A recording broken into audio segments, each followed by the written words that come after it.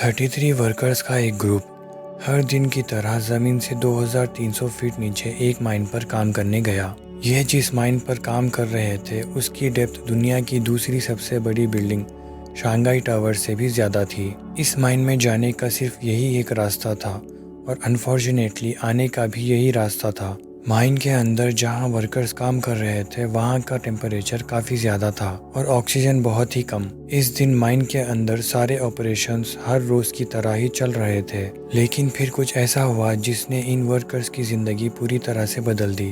तो दोस्तों, ये दिन था 5 अगस्त 2010 का, जब चिली के अटाकामा डेजर्ट के सेंटर में एक माइन पर कॉपर और गोल्ड की माइनिंग का काम चल रहा था। ये माइन सैन जोस के नाम से जानी जाती थी, जिसको एक प्राइवेट कंपनी ऑपरेट कर रही थी। माइन का बॉटम जमीन से 2300 फीट नीचे था, जहां तक जाने का रास्ता एक स्पाइरल ट्रैक था, जिसमें जीप्स की मदद से वर्कर्स और माइनर्स को हर रोज इसके बॉटम तक भेजा जाता था। 120 साल पुरानी इस माइन में हर साल 30 से 40 वर्कर्स अपनी प्राइसलेस लाइफ खो बैठते थे और 5 अगस्त 2010 वाले दिन भी इसमें 33 लोग थे। जमीन के अंदर जिस जगह पर ये माइनर्स काम कर रहे थे वहाँ माइन में क्रैक्स पड़ने की वजह से एक इंसिडेंट हुआ और एक बहुत बड़ा पत्थर माइन पर आ गिरा। इस पत्थर ने माइन में आने वाले रास्ते को पूरी तरह से ब्लॉक कर दिया था, जिसको हटाना किसी भी हाल पॉसिबल नहीं था। इस इंसिडेंट की वजह से वर्कर्स को तो कोई चोट नहीं आई, लेकिन अब वो लोग ऐसी पोजीशन में थे कि जमीन से 2300 फीट नीचे ना ही वो वापस जा सकते थे, ना ही उनके पास इतना खाने का सामान था, ना ही उनका जमीन के ऊपर कोई कांटेक्ट बचा था और चारों तरफ से फंस जाने की वजह से ना ही वहाँ इतना ऑक्सीजन बचा था। उनके लिए ये ऐसा ही था जैसे वो 33 वर्कर्स कब्र में जिंदा दफन कर दिए हों। लेकिन सरप्राइजिंगली पूरे 69 डेज के बाद उनको माइन से निकाल लिया गया। पर आखिर ये पॉसिबल कैसे हुआ? अपने साथ सिर्फ एक टाइम का खाना लेकर जाने वाले पूरे 69 डेज तक जिंदा कैसे रहे? कैसे इतनी लिमिटेड ऑक्सीजन में उन्होंने गुजारा किया? और जिस माइन की खुदाई में पूरे 120 साल लगे थे, उसके बॉटम में फंसे वर्कर्स को निकालने के लिए इंजीनियरिंग टीम को किन किन प्रॉब्लम्स को फेस करना पड़ा, ये आप सब जान सकेंगे आज की इस वीडियो में। तो आगे बढ़ते हैं। ये डेंजरस कोलैप्स दोपहर के 2 बजे हुआ था और उसकी फोर्स इतनी ज़्यादा थी कि ना सिर्फ माइन के एंट्री पॉइंट से मिट्टी का धुआं निकल रहा था, बल्कि उसने आसपास के जगह को भी हिलाकर रख दिया। ये खबर पूरे चिली में आग की तरह फैल गई। माइनिंग कंपनी ने जल्दी इमरजेंसी अलर्ट जारी कर दिया। सबको यही फिक्र थी कि अंदर फंसे लोग जिंदा है या नहीं, लेकिन उसके लिए ज़रूरी था कि माइन के अंदर जाकर देखा जाए। माइनिंग कंपनी का कहना था कि इस कोलैप्स की वजह से माइन काफ़ी कमज़ोर हो चुकी है और उसके अंदर जाना खतरे से खाली नहीं है। इसी वजह से माइनिंग कंपनी ने रेस्क्यू ऑपरेशन करने से मना कर दिया। जैसे जैसे टाइम गुजरता जा रहा था वैसे वैसे माइन में फंसे वर्कर्स के बचने की उम्मीद कम होते जा रही थी। लेकिन वहीं एक रिटायर्ड माइनर जोस वेगा भी ऑन स्पॉट थे, जो उन फंसे वर्कर्स में से एलेक्स नामी एक वर्कर के पिता थे। अपने बेटे को किसी भी हाल बचाने के लिए जोस अपनी जान खतरे में डालने के लिए राजी हो गया। जब रिटायर्ड माइनर जोस अपनी गाड़ी में माइन के अंदर एंटर हुआ तो वहाँ का मंजर बिल्कुल ही अलग था। जोस का कहना था कि जगह जगह माइन में डीप क्रैक्स पड़े हुए थे और अभी तक छोटे मोटे पत्थर गिरने का सीक्वेंस जारी था। जोस जानता था कि वो माइन बहुत कमज़ोर है और किसी भी वक्त उसको चोट पहुंचा सकती है, लेकिन फिर भी वो अंदर जाता रहा। थोड़ा आगे जाकर जोस ने जो देखा वो उसके लिए यकीन करना बहुत मुश्किल था। उसका रास्ता एक मेगा स्टोन ने रोक लिया था।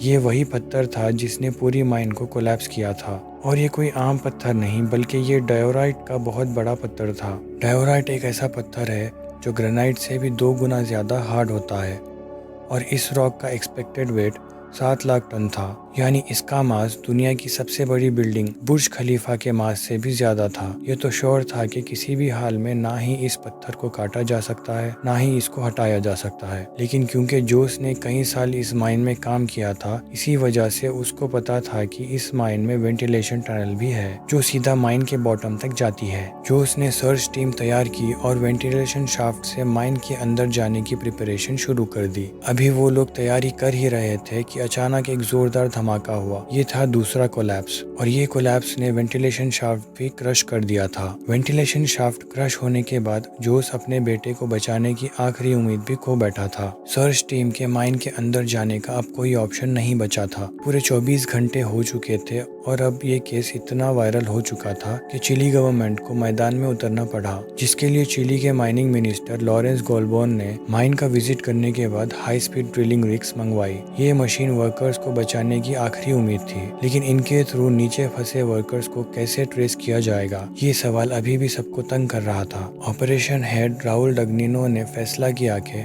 माइन के 3 पार्ट्स में 6 इंच वाइड होल्स ड्रिल किए जाएंगे और कैमरा के थ्रू वहां फंसे हुए वर्कर्स को ढूंढा जाएगा। लेकिन एक प्रॉब्लम और भी थी। ऑपरेशन हेड ने बताया कि जमीन में मौजूद पत्थर ड्रिलिंग पाइप को अपनी लोकेशन से हटा देते हैं, जिसकी वजह से हम अपना टारगेट मिस कर सकते हैं। ये ऐसा ही था जैसे बास्केटबॉल गोल से 2000 फीट दूर खड़े होकर गोल का निशाना लगाना, यानी 100 बातों की एक बात। इस ड्रिलिंग से वर्कर्स को ढूंढने का चांस सिर्फ और सिर्फ 1% था, लेकिन क्योंकि इसके अलावा ऑप्शंस नहीं थे और जितना टाइम गुजरता जाएगा वर्कर्स के बचने का चांस बहुत कम होता जाएगा। इसी वजह से ड्रिलिंग का काम स्टार्ट कर दिया गया। अब टोटल 7 दिन हो गए थे और ड्रिलिंग का काम अभी तक चल रहा था। एक्सपर्ट्स को माइन के अंदर 3 जगह पर वर्कर्स के फंसे रहने का शक था। पहली जगह 1000 फीट नीचे थी, जहाँ पर किसी भी तरह की मूवमेंट नहीं दिखाई दी। दूसरी जगह 1660 फीट नीचे थी, लेकिन वहाँ पर भी सिर्फ अंधेरे के अलावा कुछ नहीं था। माइनिंग लोकेशन पर खड़े लोगों की फिक्र बढ़ती चली जा रही थी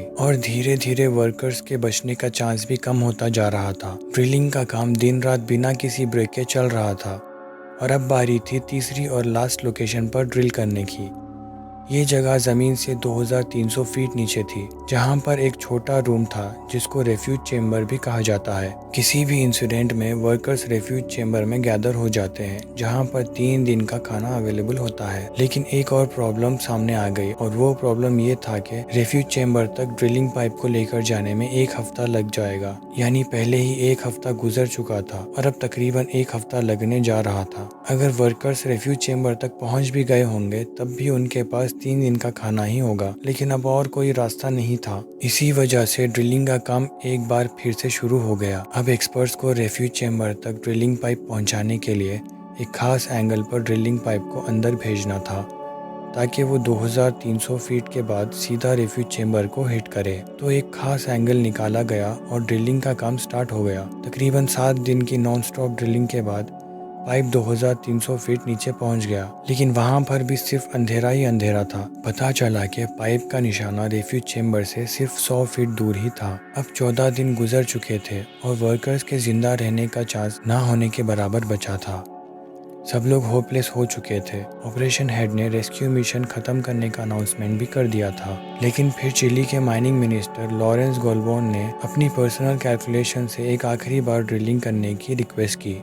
तो आखिरी बार ड्रिलिंग का काम स्टार्ट हो गया। 3 दिन बाद ड्रिलिंग पाइप एक बार फिर से 2300 फीट नीचे पहुंच गया। अभी पाइप को निकाल कर कैमरा भेजना था कि अचानक माइनिंग मिनिस्टर को ड्रिलिंग पाइप से एक आवाज सुनाई दी। पहले तो लगा कि शायद ये पाइप पे पत्थरों के गिरने की आवाज है, लेकिन फिर डबल चेक किया तो ये ऐसी आवाज थी जैसे कोई इंसान पाइप पर हथौड़े से मार रहा हो। फौरन पाइप को बाहर निकालने का प्रोसेस शुरू हो गया। 6 घंटे के बाद पाइप वापस आया तो उस पर एक ऐसी चीज लगी थी जिसको देखकर यकीन करना नामुमकिन था। पाइप पर रेड कलर का पेंट था और उस पर एक छोटा पेपर चिपका हुआ था, जिस पर लिखा हुआ था कि हम रेफ्यूज चेम्बर में फंसे हुए हैं और हम सारे वर्कर्स अभी तक जिंदा हैं। ये जानने के बाद वहाँ मौजूद लोग खुशी से रो पड़े। लेकिन जब 6 इंच के होल से कैमरा अंदर भेजा गया तो उसमें क्या दिखाई दिया, सिर्फ 3 दिनों के खाने के साथ ये लोग 17 दिन तक कैसे जिंदा रहे। पूरे 52 डेज तक इनको कैसे जिंदा रखा गया और 6 इंच के होल से इनको रेस्क्यू करना मुमकिन नहीं था।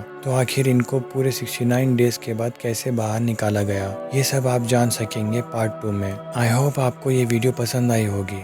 मिलते हैं इस वीडियो के पार्ट 2 में।